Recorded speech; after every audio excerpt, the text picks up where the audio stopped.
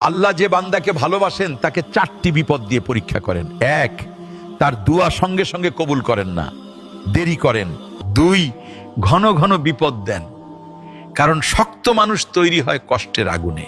3, অপমান এবং মানুষের অবহেলার সম্মুখীন করেন, যেন সে মানুষের নয় শুধু আল্লাহর উপর ভরসা করতে শেখে।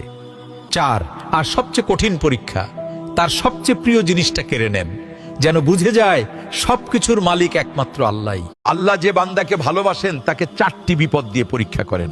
1, তার দোয়া সঙ্গে সঙ্গে কবুল করেন না, দেরি করেন। 2, ঘন ঘন বিপদ দেন, কারণ শক্ত মানুষ তৈরি হয় কষ্টের আগুনে। 3, অপমান এবং মানুষের অবহেলার সম্মুখীন করেন, যেন সে মানুষের নয় শুধু আল্লাহর উপর ভরসা করতে শেখে। 4, আর সবচেয়ে কঠিন পরীক্ষা, তার সবচেয়ে প্রিয় জিনিসটা কেড়ে নেন, যেন বুঝে যায় সবকিছুর মালিক একমাত্র আল্লাহই।